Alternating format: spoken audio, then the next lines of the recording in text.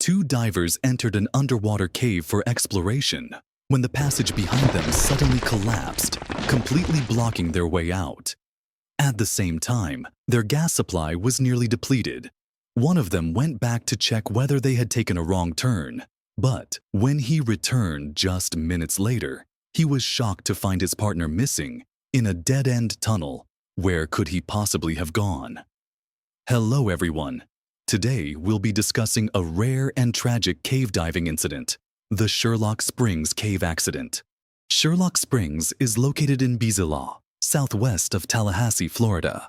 Previously known as Indian Springs, it appears on the surface to be a small, round pond about 56 meters in diameter and 9 meters deep. But below lies a hidden world, a vast limestone cave reaching depths of up to 91 meters. The cave entrance lies at the northern bottom of the pond and leads into a gradually narrowing, downward-sloping tunnel. About 50 meters underwater, the tunnel makes a sharp right turn into the infamous Scars Restriction Zone, a perilously narrow section that allows only one diver to pass through at a time. Beyond this, the tunnel widens again and levels out, resembling a man-made highway tunnel. The cave system is complex and visually stunning. Sherlock Springs itself is not an isolated cave. It is part of the Wakulla cave system located 2.5 kilometers away, and the water is connected to the Wakulla Springs. On November 17, 1991, a group of cave diving enthusiasts arrived at the site. All 8 were members of a club called WKPP. Their mission was to search for new passages inside the cave. The team was split into 4 groups. The first stayed on the surface to provide support. The second and third descended to place decompression tanks. The fourth group, Bill and Parker, founders of the club, were tasked with the final exploration. Their plan was to dive from the entrance to a fork called the Grand Canyon, descend and head left to search for unexplored tunnels, then exit via an upward passage near the Wakulla Room. The entire dive was expected to take about 2 hours. Around 10 a.m., the decompression teams entered the water. A few minutes later, Bill and Parker followed. At a depth of 20 meters, they encountered George from the decompression team. After a quick exchange, they continued downward. The footage shown is actual footage from inside the cave, corresponding closely with the position on the map. After several minutes, they reached the turn into Scars Restriction Zone. From this point, the tunnel stretched out horizontally to the right. Adjusting their buoyancy vests for neutral buoyancy and using their scooters, they moved swiftly. Soon they arrived in a massive area called Wakulla, where the sensation of swimming feels like floating in outer space. After exploring this space, they squeezed through a narrow tunnel and continued to the right.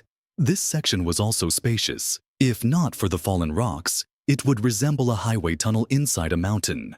40 minutes into the dive, they reached the Grand Canyon Fork. As planned, they turned and descended into the next level of the cave, heading left in search of unexplored passages.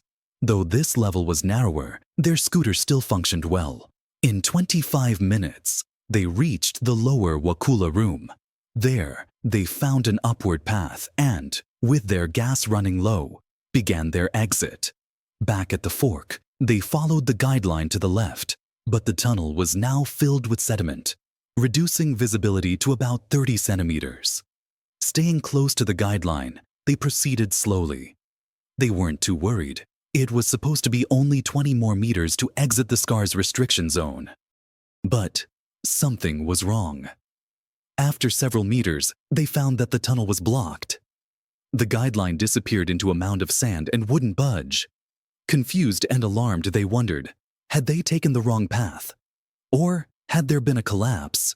Panic set in. Their gas was nearly gone. Bill wrote on his slate, "Wait here, I'll check the line marker."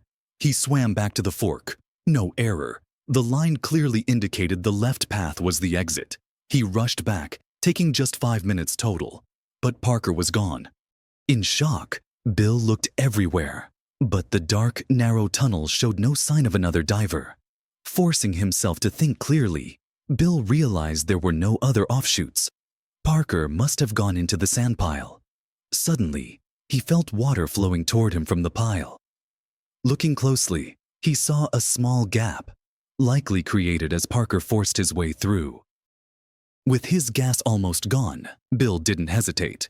He began digging his way forward. The collapsed section was only 2 meters long, but it felt endless. Eventually, the blockage gave way. He had made it through. The tunnel now curved upward. Ahead, he saw a tank and a regulator hanging from the guideline, but had no time to investigate. His own gas had run out. Holding his breath, he followed the line upward and reached the decompression station at 30 meters just in time. He opened a decompression bottle and breathed again, finally calming down. But then he noticed Parker's decompression bottle hadn't been used. He should have come through already. Bill remembered the regulator he saw and realized Parker might have drowned. The thought sent him into a mental spiral. Soon, another diver approached. George, not Parker. Bill used his slate. Parker is dead. George paused in silence, then urged Bill to ascend with him. But Bill was unresponsive. George had to bring down another diver to help bring Bill up. After surfacing, the team learned the full story. Divers on the surface had already searched multiple times but hadn't reached the turn where the blockage occurred. The next morning, police found Parker floating near the top of the cave, around 10 meters deep. He wore only his wetsuit, and the ceiling above showed signs of collapse. The true cause wasn't discovered until over 20 years later by a physics professor. When Bill and Parker entered the water, George and his teammate were decompressing at 20 meters. The bubbles they exhaled gathered near the cave ceiling around 10 meters deep, slowly decreasing the water's buoyancy and weakening the rock stability. After George exited, the buoyancy force diminished further, triggering the collapse. The falling rocks hit a slope, causing a landslide that blocked the passage. The pond water level dropped, but then slowly recovered. Unaware of the blockage, Bill and Parker tried to escape. During their efforts, Parker's air ran out. He couldn't wait. He dug through the sand, emerging just in time, but had to hold his breath to reach a decompression bottle.